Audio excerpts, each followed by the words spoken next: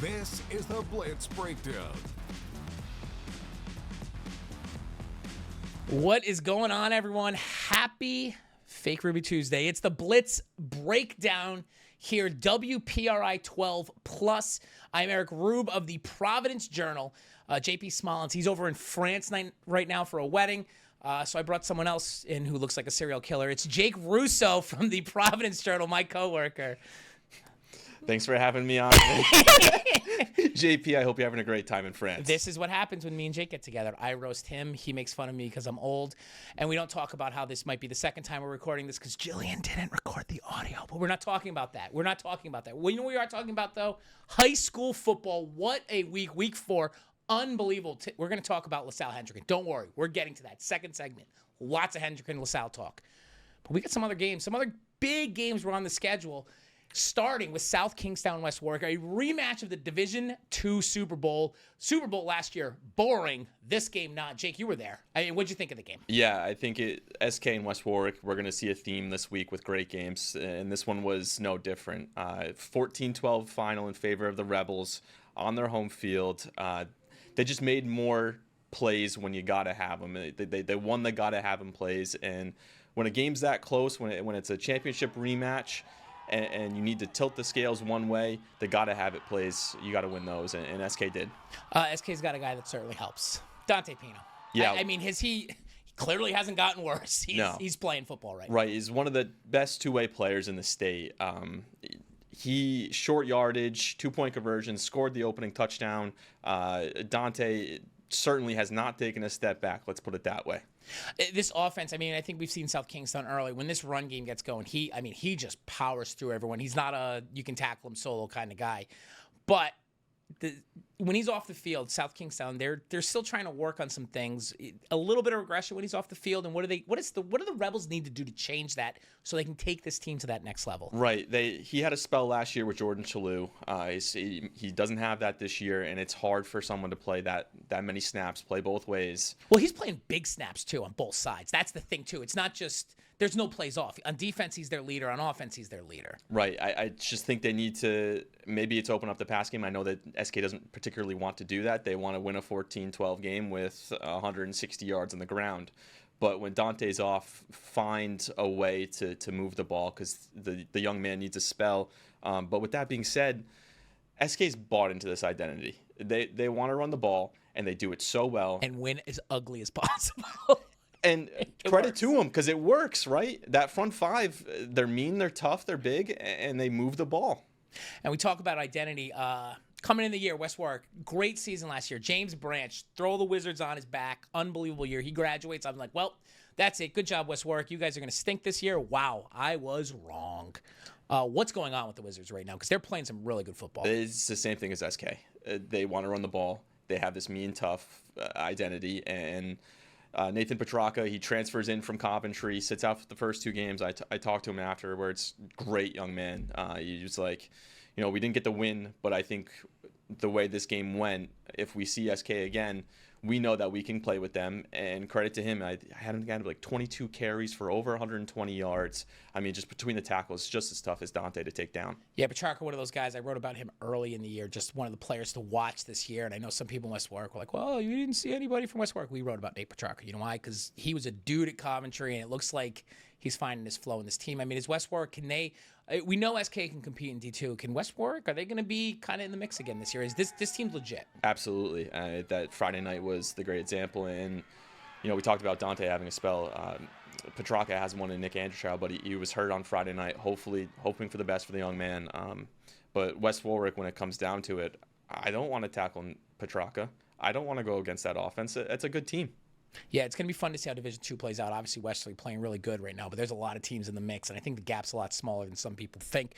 Another good game down in South County on Friday night. North Kingstown Central, 29-28. Skippers were up big. Looked like they were going to roll. Central showing off this new motto, discipline, discipline, and more discipline. Came back, but then NK gets it done in the end, gets the stop on the 2-point play. Does this game say more to you about Central or more for you about NK? Absolutely more about Central. And we knew this performance, granted, in a loss, was in there. And now they finally showed it. The offense can score in so many different ways. They're fast, they're tough, they're strong. Central, by all means, as the season gets on, if they can play disciplined football, like you said, watch out because the Knights, they're loaded. And I mean, we were at the St. Ray's Central game, which will forever be the poor bleach in your eyes game. It was just bad football all around. And I think it's incredible to see how they've changed. Keanu Novatin, a quarterback's playing really good right now. He's starting to find his rhythm. And they're embracing this run-first mentality, and I think it's good for them. I think Central wants to pass, but every time I think they do, they kind of take a step back. And now running the football, they're doing good. But North Kingstown, yeah, I wouldn't be pumped about giving up a 2-touchdown lead at halftime, especially with how well you played in the first half. Greg Kerwin's catch, if you haven't seen it yet, go find it somewhere. It's kid's superstar tight end. But Nick Stafford's a dude. He's officially a dude. He's hit dude territory. 243 yards rushing on the biggest drive of the year. They got him. Stafford with Charnello in the backfield. Is that the best backfield in state? That's what I was going to say. Like, you have Charnello in there, too. I mean, no. You hear that? Oh, that's all the Hendricken people go, no, Rob, no, we're the best backfield in the state. Guys, relax. Jeremy Dennis, Jeremy Seedy, very good. Charnello, though, and Seedy are running through brick walls. Charnello and Stafford. I mean, they have NK has that claim. If you want to refute that, fine, I guess. But they certainly have that claim through 4 weeks. Yeah, they're playing. I mean, they're just the team. The balance they show, and I think it's good for NK. They pulled out a tough win against LaSalle, held on, won there, came up with a big stop. I think it's good for their attitude because that team's not trying to just get to the Super Bowl. They're trying to win one. I think they showed they can. D1 going to be really close this year. We got about a minute and a half left. We got some other tidbits though because it was an interesting week of football. Westerly, Bulldogs back. Yeah, they blew the doors off Woonsocket. I think at the end of the day, Westerly's at home in D2. That Portsmouth loss was a bad one, but Portsmouth handled them. It wasn't just a bad night for Westerly. Yeah, like what I saw from that offense. When they're clicking, they're tough to stop. Another offense that put up big numbers, Scituate Spartans. I thought they were going to not be very good at football this year. Turns out they've got some kids. I know they played Juanita Sanchez, Drake Dumont, 4 touchdowns, Providence Journal Player of the Week nominee. But is this a team? Is this a surprise right now at 3-1? I don't think so. I mean, I had Scituate winning that game, so that's a tally in my win column. But the Spartans, we saw them last year. But they graduated all those guys. But it hasn't been any regression. Credit to the Spartans. Davies, can anyone stop this offense right now? Terrell Barros and Edgar Melendez and Jomar Lopes and offense. Lopes might break every record for them. I mean, he's catching touchdowns left and right. Let's see how the Davies does the rest of the year. St. Ray's, I watched them beat up on Burrville. Can they beat a good one of these elite teams? I think they can. And I think the year? You know why? I think they can. And ultimately, that's what's more important. And Johnny Germain is a man among boys. Yeah, they got a week off, and then they got LaSalle the week after. Finally, we're going to end. Not going to get into the game too much. Not going to get into it. But Lyric Picard from Pontigansett, unbelievable human being. Last year, I watched him, the young man, playing a game. Kid from Mountain Hope dropped the 4th down pass that would have kept the game going, and he's on the ground, crumpled, upset. Picard walks over there, helps the kid up, gives him a hug. Great sportsmanship. Mr. Picard suffered a leg injury in the game against Central Falls. They won. From what I've been told, he's going to be out for the year.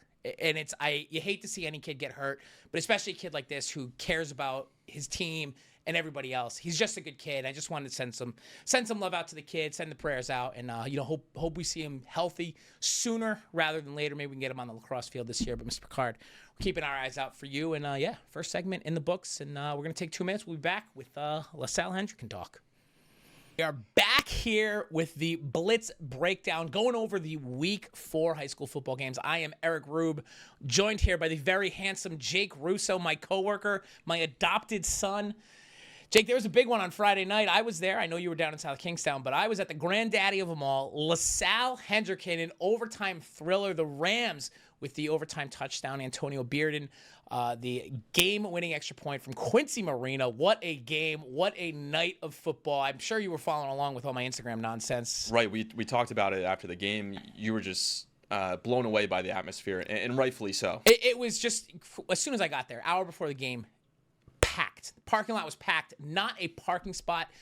There were more people at that game than there were at the Governor's Cup. I don't know why we were playing college football on Friday nights, but I guess we learned our lessons. No one's going to go watch college football on Friday because no one cares. High school football, the biggest matchup in the state, and it delivered. That's my favorite part. We got to see good players, the best players in the state, making the plays that mattered. Whether it was Jeremy Seedy in overtime, just give me the rock, 10-yard, gets in the end zone. Then all of a sudden, 4th down, 1 yard, running situation, wrong. We're going to throw it to Antonio Bearden, who's now covered by Jabari Jackson, who might be the best DB in the state. Kia Sunningway might fight me over that when I see him on Friday.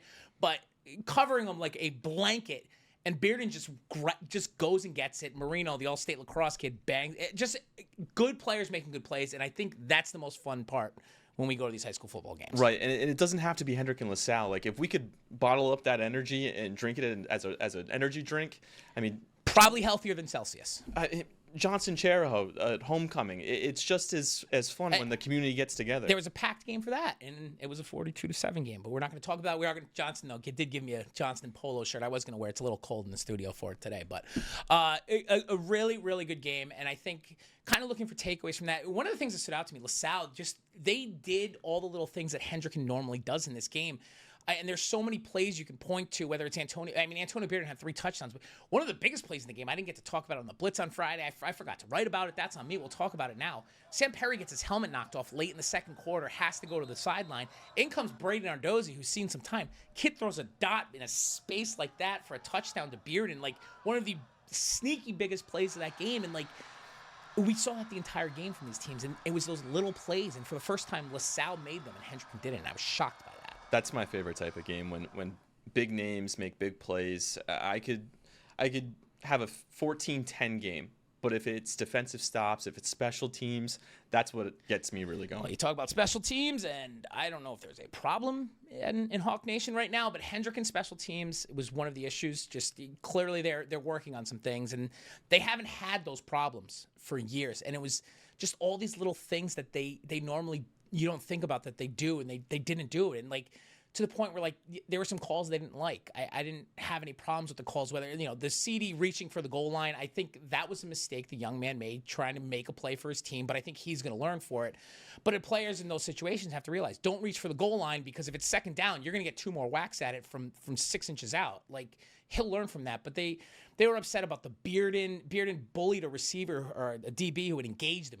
He out-muscled the kid, got himself open, scored. No penalty. That's football. Donald Young picks a pass, runs into a wall of tacklers, is getting shoved back, and then all of a sudden the ball comes out, and they thought it was a fumble. Forward momentum and stuff. It's football. Rules. Basic stuff. But I've never seen in my life, I've never seen a Hendrick and assistant coach race across the field after the game's over to cuss out officials. And it was shocking to see, because that's not what that culture has been.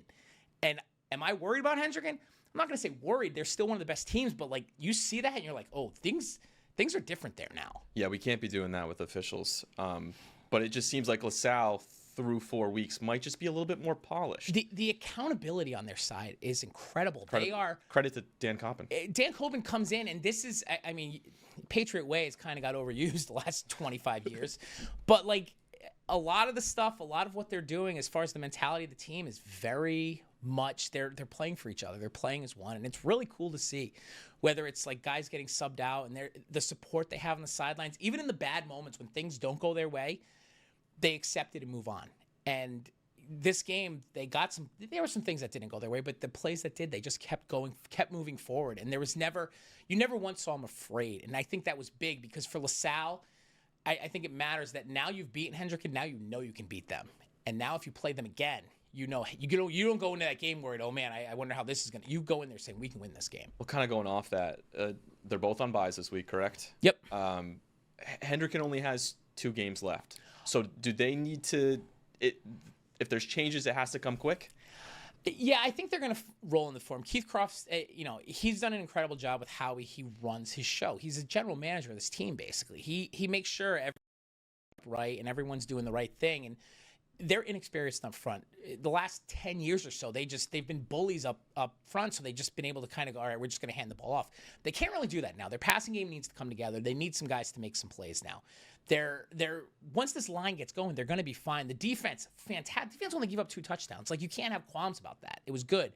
But it's some of these little things that they have to clean up, because that's the difference between winning a Super Bowl and not winning a Super Bowl. But I think Hendrick, more than anybody, knows it. Right, and I already said it earlier about the Saints, but LaSalle has St. Ray's coming up. Yeah, and that's going to be another big one. Before we can get to that, Hendrick everyone's, they're going to run the table. It doesn't matter. Portsmouth's going to have something to say about that, and that's a Portsmouth team that got them last year. Portsmouth ain't afraid of Hendrick. And that game's not in Warwick this year. Nope. And Portsmouth is going to be more than ready for that game because that's going to be a game where they might need that to get a top seed. If Hendricken loses that game, they're not going to have a home game for the playoffs, which is going to be a shocking thing to come down.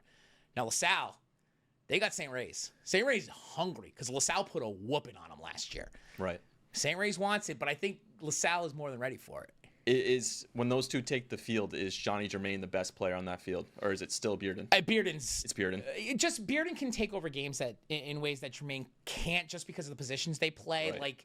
Like St. Ray's defensive backfield's pretty good, but although I watched Joe Marcocchio just cut him up for 10 receptions in a loss, but like Bearden's a dude. You throw it up to him, he's going to make plays. He wants the ball. They're probably going to have to double him in some way and make some of those other guys make plays, but I want to see that battle up front because I thought LaSalle did a tremendous job winning in that front seven. Their defense, CD still got 140, but he didn't get 210, which is the number.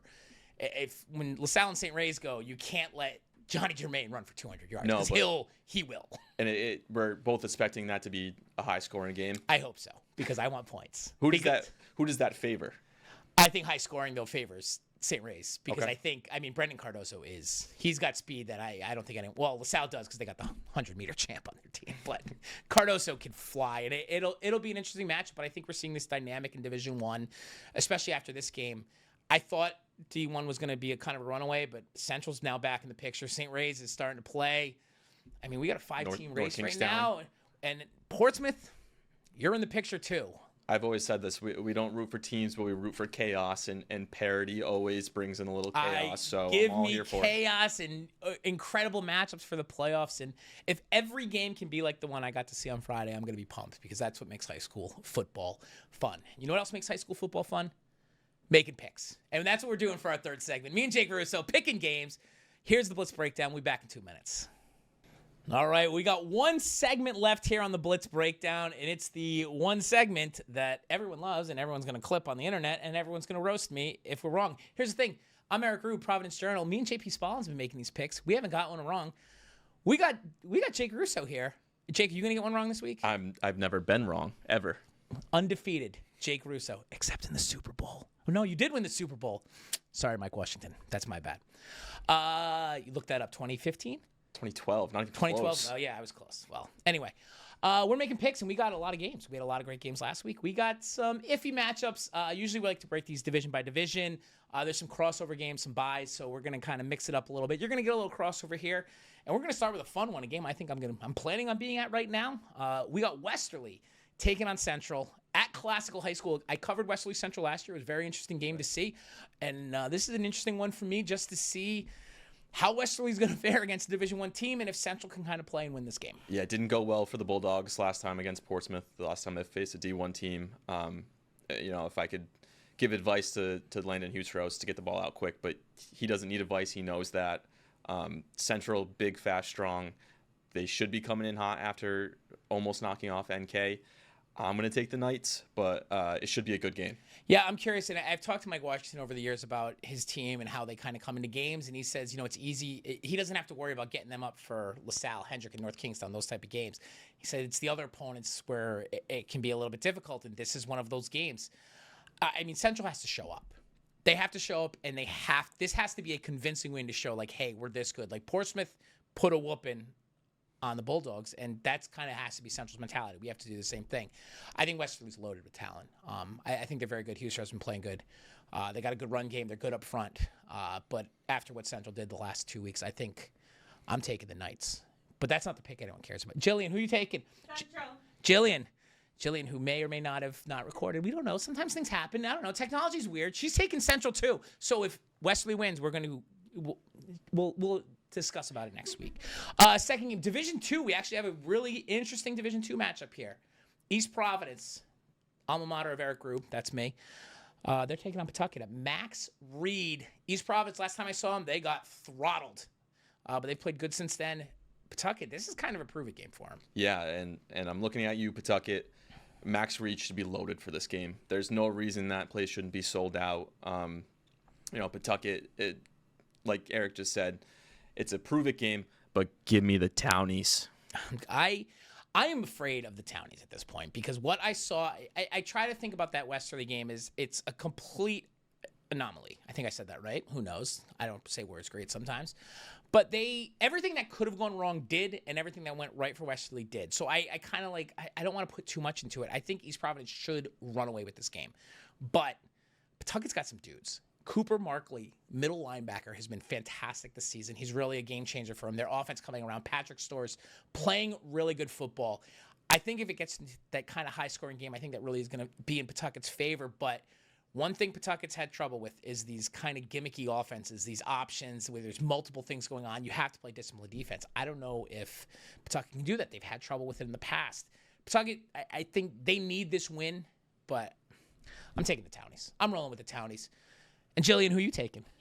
Jillian taking East Providence. I think she has she knows someone who goes there. That's why. But East Providence is it's a big one for the Townies for sure. Division 3, we have a weird matchup. It's a crossover. We got Johnston.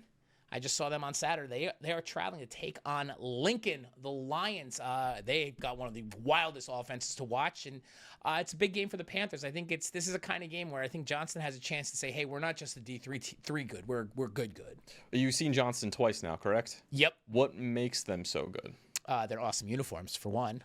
They gave me a polo shirt, and I love it, and I would have worn it today, and I wish I did right now, especially for this segment. It would have been perfect. But this offense is cooking, absolutely cooking. Big play receivers. We knew Laiolo Harrison Perez was going to have a season. He is.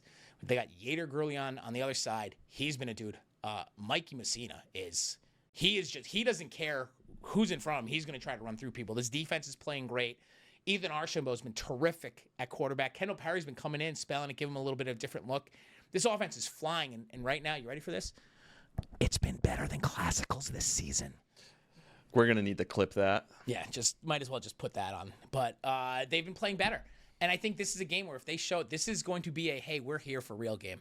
And I'm going to roll with the Panthers. I'm taking the Panthers too, but you just mentioned a bunch of skill players. Johnston's pretty big up front. We got the Meatball Bros, Nick Testa and Nate Delamorte. The combination of these two, they are, it's tough to match up against them. And it's allowed their quarterbacks to shine. And it really is, I think a lot of it is a testament to their coaching. They might have the best coaching staff in the state. There's plenty of people who can argue it, but Joe Chardo has a staff of like these guys who've been around for 30, 40 years. We got Tom Santori on the offense, Damon Scarduzzo. These kids went out of their way to say, Coach Damon's been unbelievable, changed how this defense works. They're playing really good, and I think that experience is huge for Johnston football right now. And if this is the kind of win, it's going to keep propelling them. They got a big game coming up at the end of the month, and that's against Classical, and I may be there for that one. We got some Division 4 football this week. Division 4 Thursday night special. The Eric Rueb's going to Beef Barn, and then he's going to go watch some football. Roast beef in hand, chicken tendies maybe on the side, and then Smithfield, North Smithfield. No one's covered more Northman football this year than Jake Rousseau. Jake, who do you like? I'm taking the Northmen, but you like points. I'm expecting points. Ben Black. How many points am I getting? 100? Give me 100. That'd be tremendous, wouldn't it? Black's thrown for like 400 a game at this point. I know. He's really, really dialed up the deep ball. And I said Northman, but I do think it's a toss-up. That Smithfield defense is very good. And I think it's going to be interesting to see how they match up because you have to be able to, when you're playing a passing team, yes, you have to defend in the secondary. You have to get to the quarterback. And they've got a dude in Shane Trainer who can get to the quarterback, and I think that's huge. Smithfield's going to be grimy on offense. That's how they work. But they have to get to the quarterback and take them out of rhythm. If North Smithfield runs the ball against it, great. I mean, we know they got Ethan Corvo. They got Gronk Jr., Andrew Stark on offense, too. They're going to fly. But, like, if this Smithfield defense gets the QB, they're going to be just fine in this one. Yeah, you mentioned Stark playing both ways for them. He just does so much, huh? I mean, he's a monster. Tremendous football. He was an offensive lineman when he started, and they're like, oh, wait, he can catch the ball, too. It turns out that was a pretty good decision. You're taking North Smithfield. I want to take Smithfield mainly because when I go trick-or-treating, I don't want to get chirped while I'm walking around the Platts at Smithfield. But I'm taking North Smithfield in this one. I'm taking the Northmen because I think this offense is going to be too much. I'm curious, though. Jillian, who are you taking in this one? Oh, gosh. Smithfield. She's taking Smithfield. Wow. Jillian is taking Smithfield. What a pick. What a pick. Road Warrior, Smithfield. What a pick. That's why she's the best in the business. Listen, those are our picks. Are they going to be right? Are they going to be wrong? We don't know. But it's going to be a fun week. Week 5 starting Thursday. We got games Thursday. We got games Friday. We got one game on Saturday. Jake's going to be hanging out with his buddies, but I'm going to be in Burrillville for Burrillville Woonsocket. I'm going to have some chicken noodle soup, and I am super pumped about it. Unless it rains, then I'm going to be sad. But I'm not sad right now. Well, I am sad because the show's over, but Blitz Breakdown. Jake, thanks for joining us. Thanks for having me. What an episode. Jillian, you're still the best. We'll see you next week. This is the Blitz Breakdown.